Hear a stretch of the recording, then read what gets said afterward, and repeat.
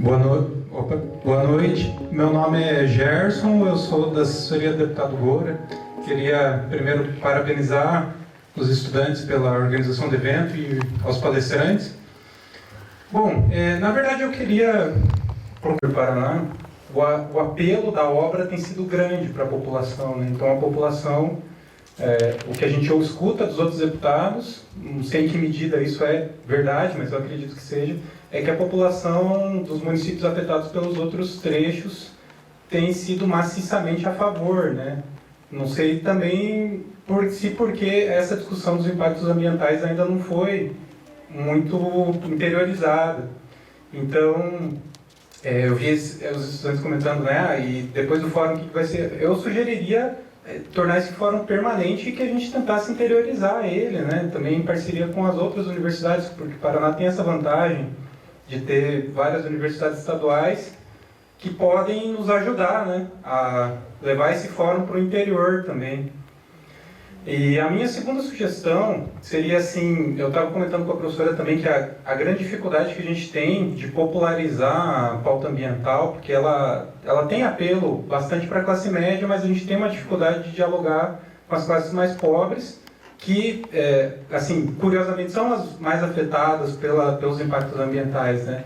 Mas por quê? Porque justamente, às vezes a pessoa chega e te fala, não tenho nem o que comer, para mim não faz sentido discutir meio ambiente, né? Então, eu acho que a nossa discussão ambiental ela tem que se conectar a um modelo alternativo de desenvolvimento, porque esse é um questionamento que as pessoas nos trazem muito, né? Ah, mas a ferrovia vai gerar emprego, o que vocês vão oferecer em contrapartida se não for a ferrovia? E eu acho que realmente é uma resposta que a gente tem que ter, porque existem possibilidades também de desenvolvimento que não envolvam essa destruição ambiental, né? E, por fim, queria colocar o mandato Goura à disposição, em nome do deputado, em que for preciso a gente puder contribuir, a gente está à disposição. Obrigado, boa noite. Primeiramente, obrigado pelas suas contribuições, pela sua fala. Eu acho que essa questão de interiorizar o debate sobre essa obra, esse projeto de ferrovia, ele é imprescindível, de fato, assim como os dados que o professor já trouxe para nós. Até mesmo nós estávamos conversando durante o intervalo a importância da gente analisar o real sentido dessa obra do ponto de vista dela ser um empreendimento público, do seu custo público e do seu custo territorial, por duas vertentes. Uma delas, a gente estava até conversando sobre a evolução tecnológica e novos modelos produtivos para insumos animais, né? Então, hoje já existem tecnologias relacionadas à produção de carne sintética e boa parte desse contexto das culturas, contexto produtivo ao redor, que vai ser atendido por essa ferrovia, está baseado em indústria agropecuária, né? Então, esse é um dos primeiros pontos. Segundo ponto, o contexto climático, né? As projeções, como que as projeções dos novos estudos e com o avanço da tecnologia, qual vai ser o real cenário climático? Será que as culturas produtivas que hoje estão sendo atendidas por essa ferrovia, será que elas terão condições de se manterem produtivas lá na frente? Propiciar novas oportunidades para a geração de emprego e renda, né? Então ele está trazendo um cenário importante para essas populações. Bom, eu posso conciliar atividades produtivas relacionadas à conservação e à preservação. Então investir também em pautas que tragam propostas é bastante importante. Por isso que nós estamos hoje no G7 focados no PMMA, trazendo ele em conjunto com a pauta da Nova Ferroeste. É isso, não sei se eu ajudei a trazer algumas contribuições. Dois pontos. Sobre a interiorização do debate, temos que olhar de novo o mapa que o Eduardo colocou para ver onde que ele está passando, o traçado. Por quê? Porque não existe essa configuração de comunidades que não seja no sudoeste do estado do Paraná. O sudoeste do estado é terra de assentamentos, né, da reforma agrária, assentamentos do INCRA, conquistado com muita luta. Se o traçado estivesse passando pelo sudoeste, propriamente dito, ali pela região do Rio Iguaçu, a briga estava comprada. Porque não considero que deixariam passar isso em branco. Mas o traçado ele está passando em terra de latifúndio, né? Então, o estado do Paraná ele tem uma divisão territorial de grandes propriedades territoriais no interior. São as terras mega férteis do Planalto Meridional. Então, essas terras estão na mão de grandes proprietários. Então, dependendo do local por onde está passando, é para atender a estes mercados mesmo, né? Ao transporte de commodities destas propriedades, para facilitar, para ser mais rápido, para ser mais barato. Então, vai ser muito diferente a mobilização quando a gente tem um sentido comunitário, como é o caso das comunidades aqui, né? Comunidade do Morro Alto, Floresta, Candonga, etc. Todas as comunidades elas estão mobilizadas, né? Então é diferente mesmo. Mas sim, é necessário acionar a Unioeste, é necessário acionar a Unicentro, é necessário acionar a Fronteira Sul, a Federal Fronteira Sul, porque a Federal Fronteira Sul está dentro do assentamento 8 de julho, que é um assentamento da reforma agrária.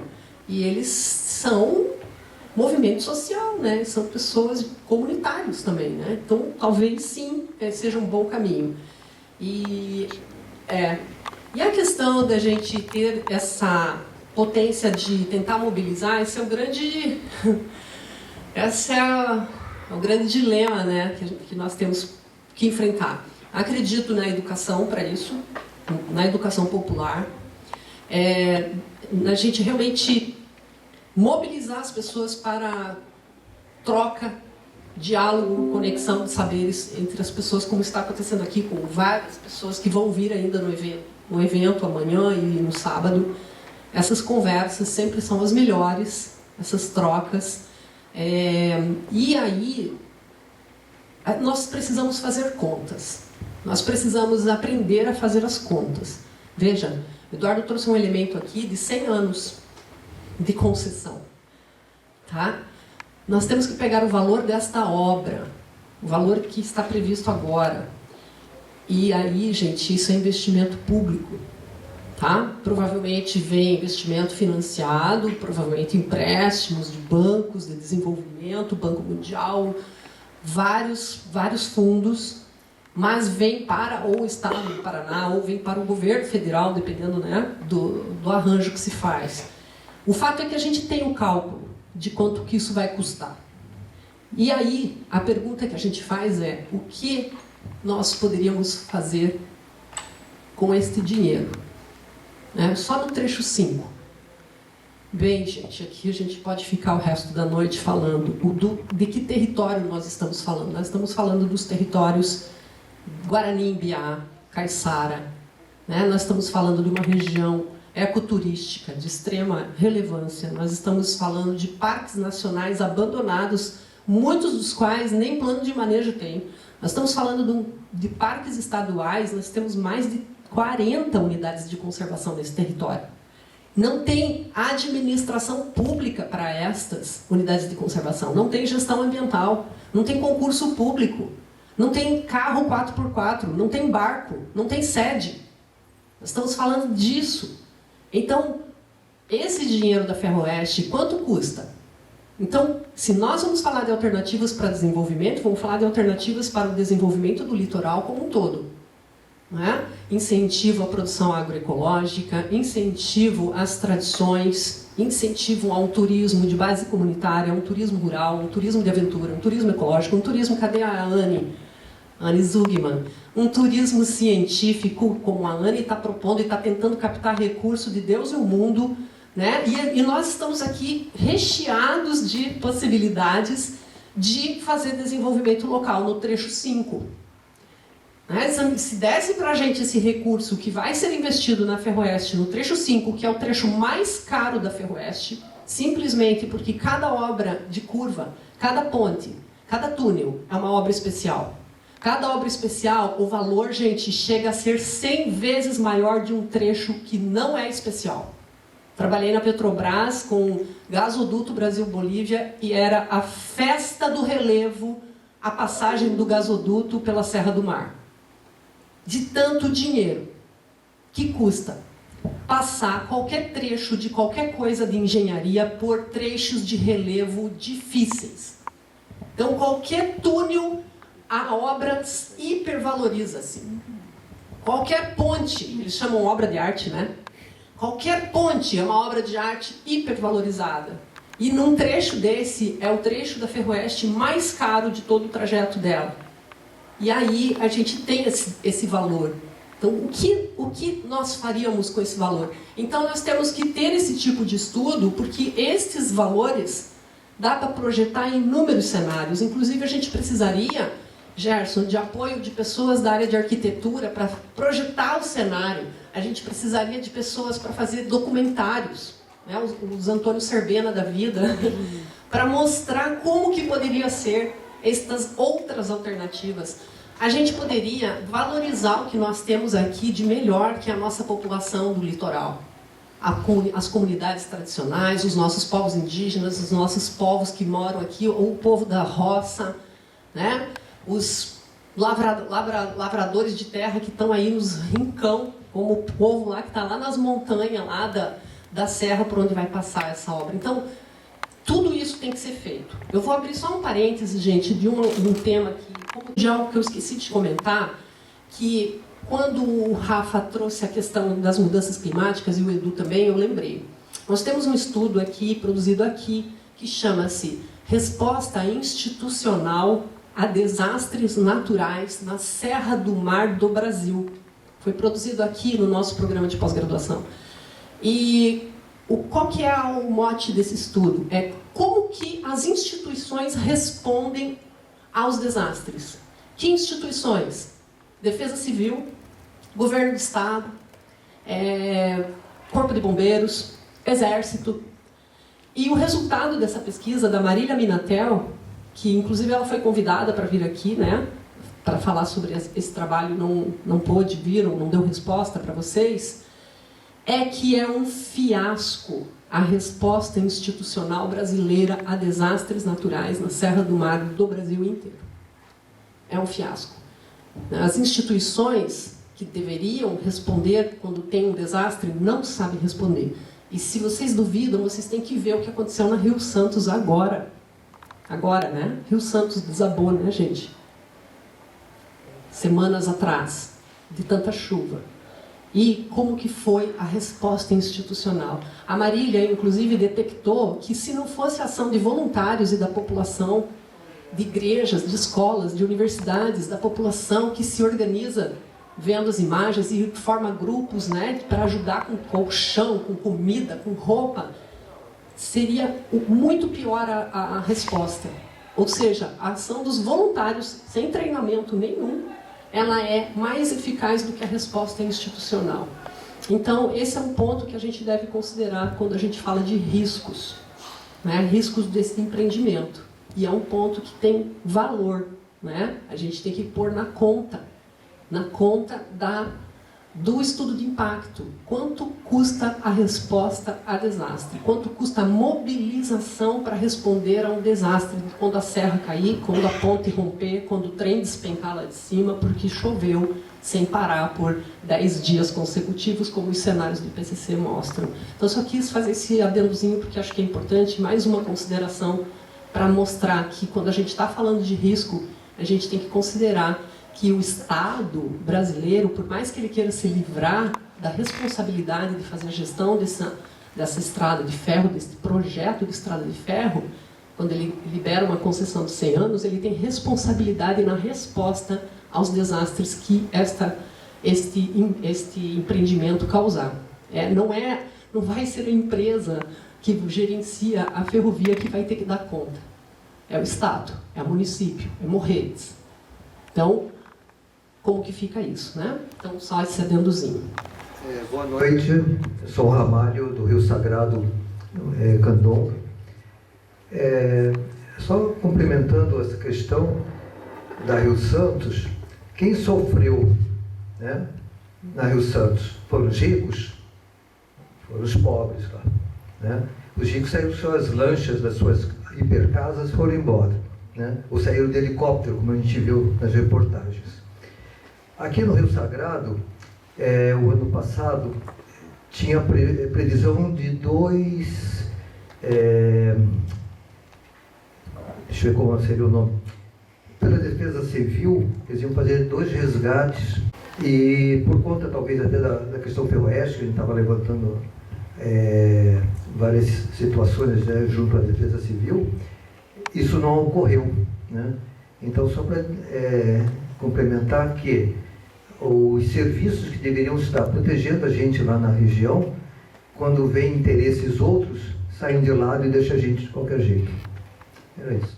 Falando com o Rafael, eu participei do projeto PMA, Projeto Municipal da Mata Atlântica de Guaratuba, durante o processo de 1 ano de estudo, né, como comunidade, né, eu estudava naquela época. E o que eu percebi realmente é o resultado, o que deu esse projeto municipal. Você mencionou que Morretes, né, que foi regularizado, né. Eu queria saber como é que está o andamento por participar, porque eu não tive nenhuma resposta, né. A nossa coordenadora era a Gisele, né, que faz parte de todo o 7 município aqui do litoral. Gostaria de saber como é que foi está sendo esse processo, né, de liberação, né. Porque o projeto PMA é um projeto muito importante, adaptação a mudanças climáticas, né? E eu gostaria de saber, porque no momento que a gente está lá estudando, e era, né, a primeira, se não me engano, uma vez por mês, né? Todo mês, assim, para a gente ter um resultado, né? Porque quando a gente começar, e é legal, só que tem coisas que não dependem da gente, né? Então isso complica mais. Eu queria saber como é que está esse processo de Guaratuba por ter participado. Não sei, que eu tenho mais uma pergunta para o professor, não sei se eu espero você responder, depois eu posso estar fazendo. No sudoeste e oeste do Paraná, que eu morei nessa região, né? E eu vejo o quanto que é impactante. Tem um rio tal do Rio de Chupim, que faz parte da... Quando eu estava vendo o professor mostrando o mapa, eu comecei meio que dar uma localizada ali nessa região, né? Esse projeto da Ferrovila, para eu ter uma noção, naquela época eu fiquei sabendo que tinha os documentos dos engenheiros da década, não sei se é a década de 70, 80. Olha quanto tempo, né? E eu lembro, né, que a gente chama naquela região ali de alagado, né? A gente chama essa parte do sudoeste e oeste de alagado, né? Que tem casas concentradas em volta do alagado ali. E ali, nesse tal do Rio de Chupim, tinha muitas comunidades, moradores naquela região. Eu não sei como é que está o andamento também sobre isso, né? Que eu lembro que antes estava alagado, eles iam alagar, secar, alagar de volta, né? Para fazer, porque é muita concentração de usina naquela região, né? Porque é assim, né? Uma bacia, né? Vai descendo, né? E eu também queria saber, não é nem saber, é mesmo para ver, né? Quanto tempo que está, né? Esse projeto, né? Então, é basicamente isso, só para tirar uma dúvida mesmo. Passo a palavra. Isabela, a parte da região sudoeste é um projeto antigo da Ferroeste. Ela foi implementada, eu acho que no segundo governo Requião, e foi feito pelas Forças Armadas.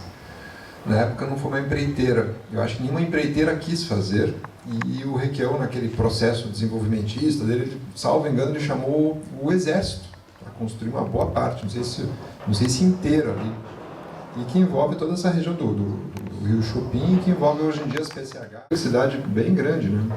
Mas essa primeira etapa foi feita no, acho que, segundo governo Requião, ali o trecho entre Cascavel e Guarapuava, né? Isso, é sudoeste para oeste, né? Exato, E aí criou-se uma empresa pública, que é a Ferroeste, que agora a ideia é, a partir do leilão, privatizar essa empresa, e aí quem adquirir as cotas, as ações, fica com a empresa pública também. São cargos públicos totalmente. A perspectiva favorável, esse apelo grande, vem também muito do marketing, muito da publicidade. A gente basicamente só tem uma única voz, né? Há uma verdade que vem sendo construída fortemente a partir de uma publicidade. Então o governo viaja, vai para a Espanha, volta, não, nós defendemos a Ferroeste, etc, etc. Na prática, o que a gente sabe é que está se buscando investidores, né? Você quer conseguir alguém que consiga arcar com esse custo. Ela me lembra muito, eu acho que isso foi até o professor Antônio Serbena que trouxe a primeira vez. Se nós vamos pegar na história do Paraná, a primeira vez que você tentou fazer uma ferrovia para um fim específico, né, dessas formas extrativistas, né, o extrativista foi para madeira e que gerou a Guerra do Contestado. O professor Antônio Serbena trouxe muito bem ali, em 1918, 19. A gente tem uma segunda ferrovia que está completamente abandonada hoje em dia, que é a Madeira Mamoré, que está conectado com o mesmo empreendimento e que era para ser em gás, que depois, hoje em dia, né, para quem sabe, ele está completamente tomado pelo mato, né, um empreendimento caro na época que também não resultou em nada. Eu colocaria, assim, arrisco a dizer com vocês, ferrovias construídas para projetos específicos tendem a rapidamente cair num processo de... ficam obsoletas, né? O processo nosso vamos dizer assim, de construção de ferrovias remonta a um projeto grande da década de 30, ainda a partir do governo de Getúlio Vargas. A gente tem esse primeiro grande modelo, a fundação da rede ferroviária, a partir da junção das redes locais, né? Paraná, Santa Catarina, Rio Grande do Sul, São Paulo, etc, etc. E esse foi o grande projeto. O governo Dilma tentou fazer um segundo, assim, vamos dizer, reeditar o modelo ferroviário, mas sem transporte de passageiros, mas basicamente voltado para transporte de cargas, mas nunca houve um plano nacional, vamos dizer assim, que integrasse isso. Me parece, eu quero fechar meu raciocínio, que o plano de fundo da Nova Ferroeste, ela envolve uma questão para além do Paraná. Essa é uma questão que envolveria um posicionamento do Brasil, e que envolve basicamente o posicionamento do Brasil junto ao mundo, ou seja, vai fechar acordo com a China, a nova Rota da Seda, lá, o Grande Cinturão? É esse o acordo? É o acordo com a União Europeia? Qual é o projeto que se tem? Por enquanto, o que a gente tem, na realidade, não tem nada. Assim, esses primeiros meses, assim, vocês vão concordar, não há um planejamento, não há clareza desse planejamento. E é algo que está para além do Paraná, né? Não só porque envolve Mato Grosso do Sul e envolve a Argentina, mas porque envolve as próprias commodities também. Então, no fundo, pegando os demais trechos, né, por mais que haja um apelo grande, né, mas eu acho que, de certa forma, há um apelo imediato ali, a partir dessa publicidade de tamanho grande, né, mas, afinal de contas, não se corre o risco, né, e há mesmo, porque a gente viu que o cenário não é que pode mudar, o cenário mudará com as mudanças climáticas, né, ou seja, sobre qual estrada estamos falando daqui a 99 anos, né, numa concessão que o Renan lembrou bem, que pode ser reeditada, né, repactuada. Eu me estendi um pouco porque ficou da questão anterior, um pouquinho eu queria também trazer, porque eu acho que o contexto, Madeira Mamoré e Contestado nos traz alguns aspectos de história importantes aí também. Os planos da Mata Atlântica, o que a gente tem de informação hoje em Guaratuba é que, só para contextualizar um pouquinho como é que funciona, os planos eles foram elaborados a partir do consórcio Ecomarumbi, né? Foi Gisele Segolo que liderou. Eu tive a oportunidade de trabalhar com ela no ecossistema, também não a vejo faz mais de 10 anos, pretendo reencontrá-la agora. E foi a partir desse consórcio, só que em função da pandemia, em função de diversas implicações que houveram, sobretudo por causa da pandemia, o processo de aprovação ficou com uma responsabilidade das prefeituras, em conjunto com o Conselho. Né? Quem aprova os planos municipais da Mata Atlântica, de acordo com o que está previsto na lei da Mata Atlântica, são os conselhos municipais do meio ambiente. Então, isso acaba trazendo uma série de implicações, sobretudo para um contexto onde nós tivemos descontinuidades. Né? A gente teve mudança de gestão durante esse meio tempo. Né? Orientação ainda, uma pergunta anterior. Em relação aos assentamentos rurais que eventualmente seriam impactados pela Nova Ferroeste. Eu dei uma pesquisada rápida aqui no parecer do IBAMA e consta aqui que a Nova Ferroeste atinge de forma direta 9 assentamentos rurais federais e um reassentamento, o Agroibema, onde foram reassentados partes dos atingidos pelas usinas hidrelétricas Caxias e Segredo. E daí ele traz uma tabela com todos os nomes dos municípios e dos assentamentos.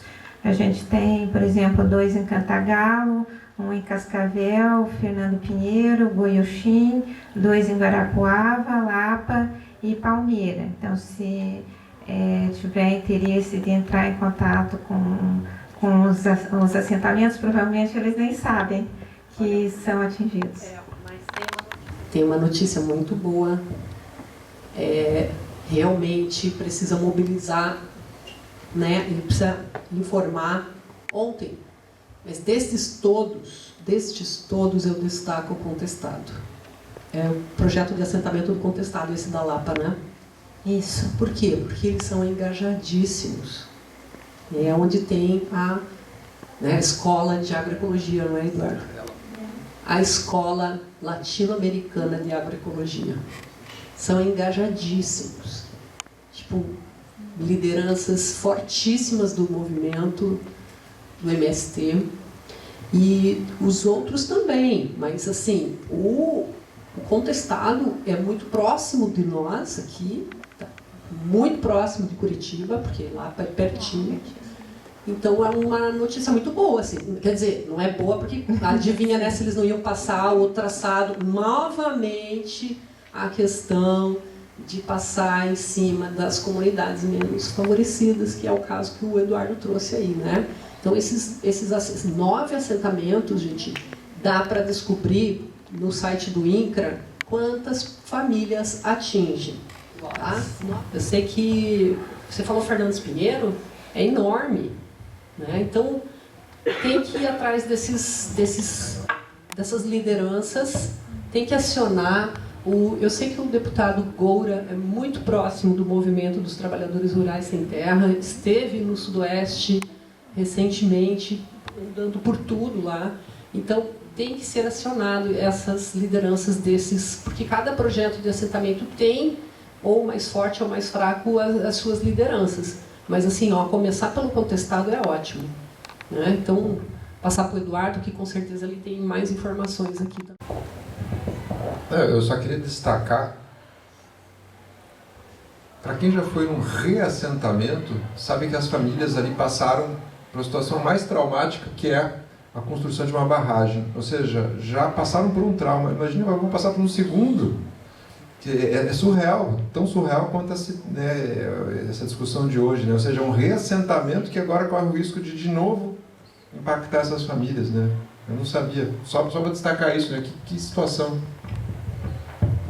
E realmente eu tive, nesta época de Salto Caxias, eu trabalhei na Copel. E nós trabalhamos no resgate de animais e plantas que estavam sendo alagados. E antes disso já tinha sido feito toda a retirada das comunidades, das populações todas que moram no entorno do reservatório. E Salto Caxias teve uma briga muito grande com a Copel e com o governo do Paraná, porque, né, queriam pagar um valor menor da terra. Então, realmente, a questão do sujeito ser reassentado, aí, gente, já é outra instituição de movimento social.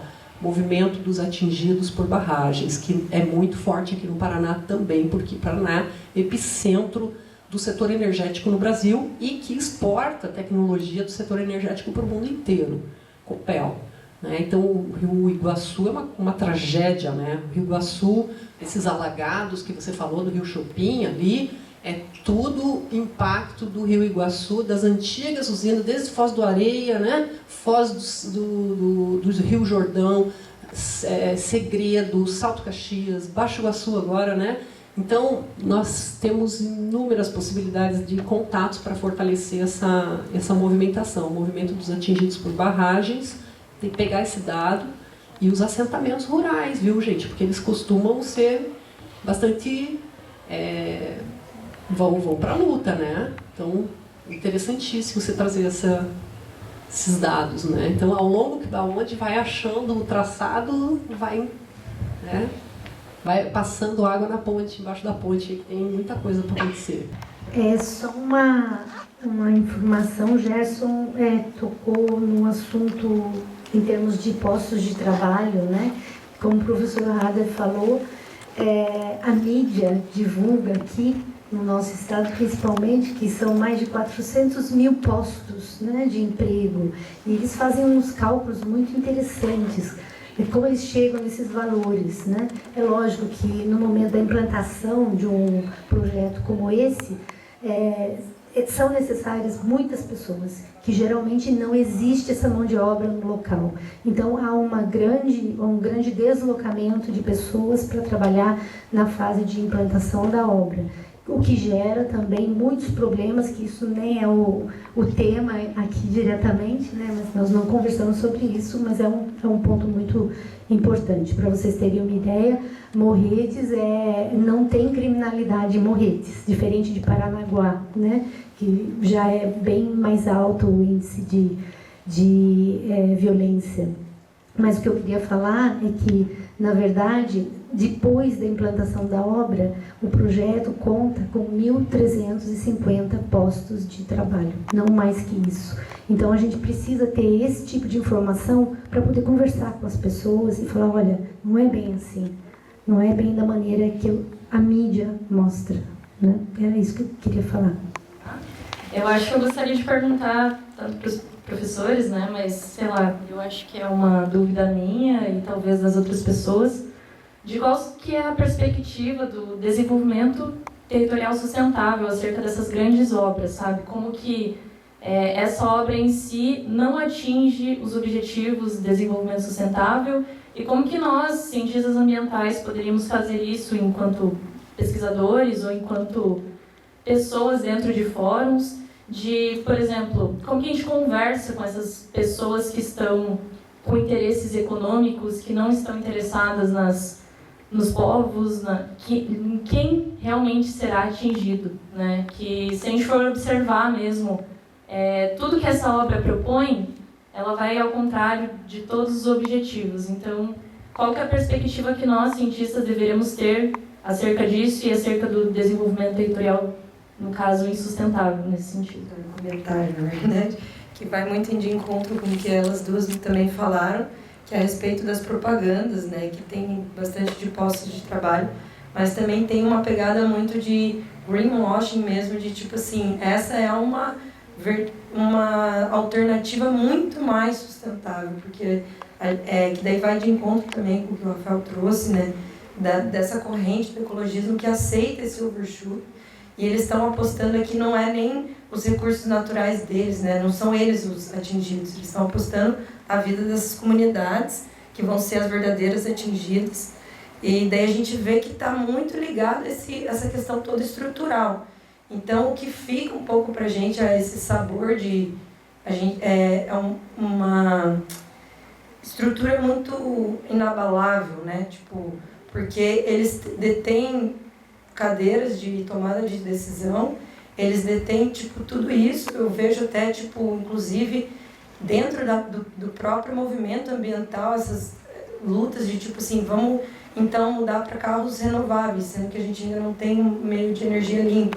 Vamos fazer isso, vamos fazer aquilo. Vamos aceitar que o planeta vai aquecer só um pouquinho a mais de 1,5 graus, sendo que esse 1,5 graus a gente já está admitindo muitas extinções, que a gente já está, tipo assim, nos cenários mais otimistas é manter esse 1,5 graus. E, tipo assim, vai para cima, que depois a gente resolve com tecnologia, mas esse vai para cima é a custo de quem, né? Nunca é a custo dessas pessoas que estão nessas cadeias de tomada de decisão.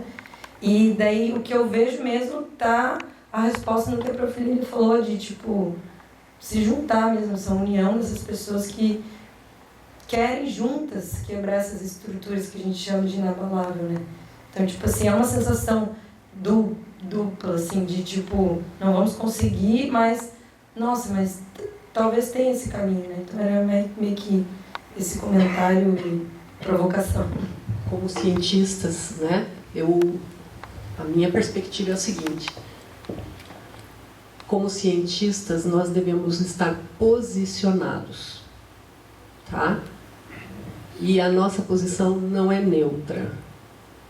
E a gente tem que saber de que lado que nós estamos posicionados. Para mim só tem dois lados. O lado neutro não existe. Ciência neutra para mim não atende, tá? Então qual é a minha posição? Se tem uma comunidade que está reivindicando, se tem uma comunidade que vai ser atingida, se tem uma comunidade que está reclamando, que está brigando, que quer voz, então eu estou do lado deles.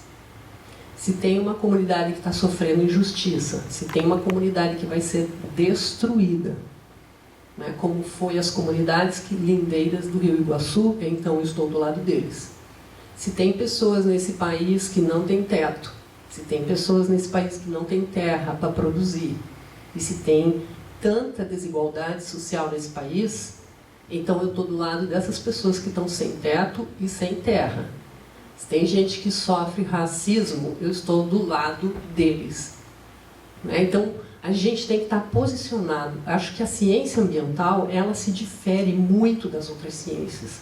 As outras ciências, gente, de verdade, o Bruno está aqui. Ele está fazendo doutorado lá no epicentro de uma ciência dura que é neutra.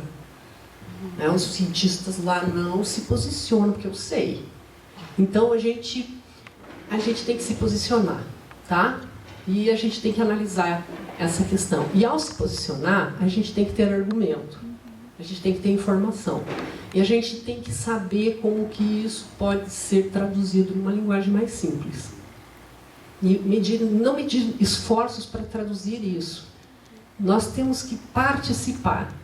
Então, participação em audiências, participação em pareceres. Eu escrevi parte de biodiversidade para a comunidade, nem lembro para quem, nem lembro quem me pediu, mas escrevi lá uma parte falando da biodiversidade e entreguei para a comunidade. Arranje tempo, faça. Né? Vá na audiência, protocole descubra com a comunidade o que vocês estão reivindicando. Vai lá e ajude eles. Né? Vai lá e reivindique também. Então, aqui nesse fórum, quando vocês forem fazer as leituras de tudo que está sendo filmado, vai dar um trabalho, gente.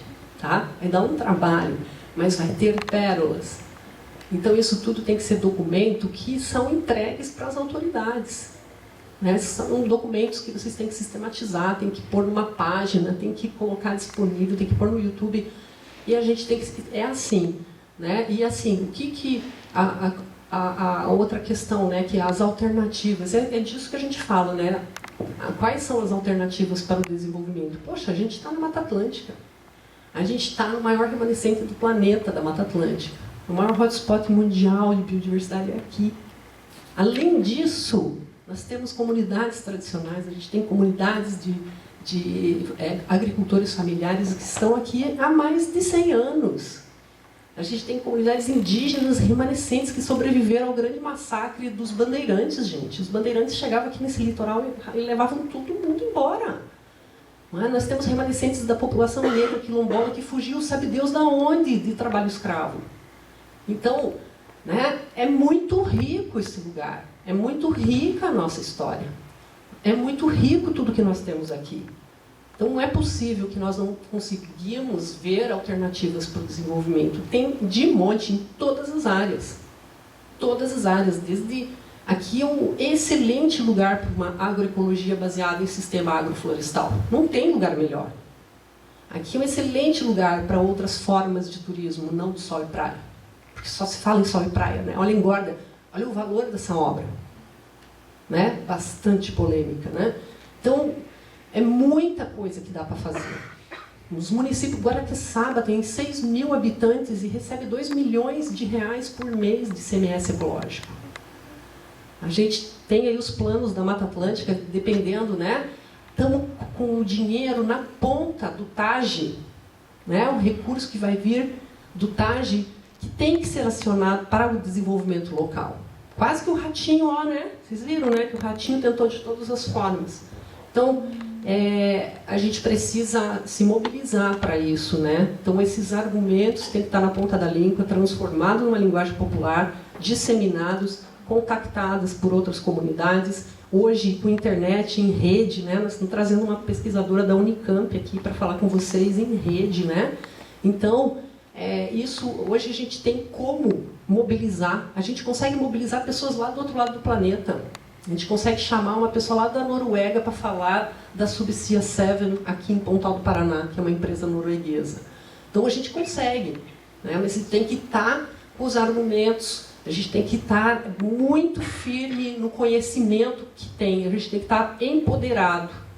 Né? E temos que tomar muito cuidado com não pode isso, não pode aquilo, porque claro que a gente não quer que faça um porto, rodovia, ferrovia, e toda a desgraceira que está proposta com 23 projetos de desenvolvimento de logística portuária aqui na região. Mas então o que a gente quer? Então, né, é um grande tema de pesquisa do nosso mestrado aqui, né? O que a gente mais gosta de estudar é isso, né? As alternativas ao desenvolvimento. Aqui a minha perspectiva não é da área acadêmica, né? Hoje eu não venho representando a academia, mas venho representando uma organização que faz incidência política. além de reiterar a fala que a professora Liliane trouxe, é muito importante a gente destacar que a gente vive hoje uma grande guerra de narrativas, uma disputa de narrativas. A gente não pode tirar do cálculo o aspecto das mídias sociais e como que elas hoje são organizadas para você promover determinados discursos. Então a gente tem que entender muito como que funciona esse território. Não falo isso a partir de uma pessoa que entende, eu também não entendo, estou estudando para isso. A gente precisa entender melhor, né? Mas basicamente o que eu vejo hoje a partir dessa perspectiva é articulação, organização, educação no sentido de preparo, comunicação como estratégia, né? A gente precisa hoje muito fomentar novas lideranças, como a gente vê. Esse núcleo, o núcleo que foi criado e que elaborou esse fórum, é um ótimo indicativo do que a gente precisa fomentar ainda mais, né? A gente precisa falar mais de incidência política. O discurso ambiental, ele tem que caminhar muito junto com o discurso político. Então a educação política, ela é extremamente importante, porque senão a gente bate com algumas questões e a gente fica, tá, mas o que a gente faz agora? Quais são as estratégias no âmbito do direito, né? Será que, por exemplo, a medida provisória que saiu ontem, que assustou todo mundo, em relação à mudança nas atribuições do Ministério do Meio Ambiente, ela é inconstitucional. Provavelmente eles vão entrar com uma ação direta de inconstitucionalidade e pronto, não tem como isso passar. Mas é um caminho até para a gente saber isso. Eu sei, isso é um pouco que eu sei da área do direito, porque não é minha área. Mas a gente precisa aprender cada vez mais outras áreas. Para trabalhar, gente, com desenvolvimento territorial sustentável, é um meio interdisciplinar, e sobretudo a esfera política hoje ela é muito importante. Então, criar núcleos de apoio, de estudo, de direitos da natureza, de direito ambiental, né, núcleos de estudo, de conversa, redes como, por exemplo, o G7. A ideia da criação do G7, por exemplo, ela vem para atender essa demanda, né? Como que a gente consegue fortalecer lideranças, como que a gente consegue se preparar a partir dessa história, porque hoje a gente está falando da Nova Ferroeste, mas a gente pode estar falando da ponte. Daqui para frente a gente vai estar falando de outras pautas, para a gente ter uma resposta mais rápida. Assim como tem a resposta a desastres, né, que qual que é o nome da aluna? Marília Minatel. Que a Marília levantou, né, a dificuldade da resposta a desastres naturais, a gente precisa também mapear e desenvolver um protocolo de resposta a desastres políticos que a gente enfrenta hoje na Câmara dos Deputados. Então isso é um ponto bastante importante. E como que a gente comunica isso nessa disputa de narrativas que a gente vive hoje nas mídias sociais? Porque, além de tudo isso, existe uma questão mais estrutural de imaginários. A gente vive hoje numa cosmovisão capitalista. As pessoas estão imersas nessa perspectiva. Então um discurso desenvolvimentista capitalista é um discurso que ele atrai muito. Quando a gente fala em 400 mil empregos sem detalhar, é o caminho mais fácil. Sempre que a gente está em crise, a gente vai escolher o caminho mais fácil. Não à toa, a gente vê o crescimento dos movimentos conservadores da extrema-direita começando a florescer nesse período, porque a gente está vivendo uma crise sistêmica, o ápice de uma crise que outros autores já levantaram desde a década de 80. Uma crise tecnológica, é uma crise ambiental, é uma crise geracional também, né? E se torna uma grande crise política. Então a gente tem que começar a olhar a partir de todas essas dimensões e começar a construir junto.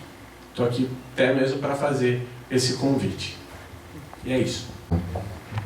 Tainá levantou a bola lá em cima e também a pergunta é ótima, né? Afinal de contas, o próprio Gerson já tinha levantado essa questão, né, na ideia das alternativas de desenvolvimento. E aí, afinal de contas, qual é o argumento que trazemos a essas pessoas, né? Eu estive esses dias conhecendo uma região que eu nunca tinha ido, que é o Planalto Sul do Paraná, e um senhor de uns 80 anos me falou que, alguns anos atrás, disseram que seria muito bom entrar no campo do reflorestamento. Aí disse que ele entrou. Aí disse que muitos também da região começaram a reflorestar, plantar pinos e eucalipto. Só que acabou que atualmente essa indústria está tão concentrada, por exemplo, a Klabin, ela planta para a própria produção de celulose dela, que faz com que esses pequenos e médios produtores, eles na realidade não tenham o que fazer com essa madeira. O caminho do fumo, ele contou. Muitos ingressaram no caminho do plantio do fumo, que é um caminho completamente complicado também. E o que ele me falou ao final, eu achei isso muito interessante, foi de que ele falou assim, olha, a maior alegria quando a neta dele falou assim, olha, eu quero estar aqui e ao mesmo tempo eu não quero ir embora daqui. E começou a participar de uma rede de agroecologia na própria região ali do Planalto Sul, discutindo sementes ali com o pessoal de Mandirituba, ali com o pessoal de São João do Triunfo, e discutindo também ao mesmo tempo a própria característica ecológica da região, como é que a gente pode trabalhar com SAF, gerando rendas também. E a alegria desse avô foi algo que assim, me contagiou muito. E ao mesmo tempo a análise deles, olha, eu na minha vida comprei tantas ideias dos outros e olha onde que eu fui parar, né? Ou seja, e é uma região do Planalto Sul, quem conhece, que parece que até hoje ela está sempre em busca desses projetos. E que afinal de contas, que caminho é esse? Eu diria que não tem muito segredo, tem várias respostas possíveis. Eu sigo muito ali com essa socióloga, com a Maristela Svampa, ela vai levantar o chamado giro ecoterritorial, que são 5 elementos. 1, respeito aos bens comuns. 2, direitos da natureza. 3, o caminho do ecofeminismo muito forte no século XXI. 4, a questão do bem viver, né, que é a forma do planejamento local de respeito, né, aos modos locais de ser e de viver, assim por diante. E eu esqueci algum agora aqui, mas seriam os caminhos que ela vai dizer, que não existem receitas nacionais, na realidade, né, mas são esses respeitos aos direitos da natureza, aos bens comuns, bem viver, o ecofeminismo, ou seja, como uma matriz de repensar esses planejamentos desde outros olhares, né. Acho que passa por aí. É algo que a gente está vivendo ainda numa transição, né? Me fugiu um dos elementos agora, mas essa hora da noite não é difícil, né?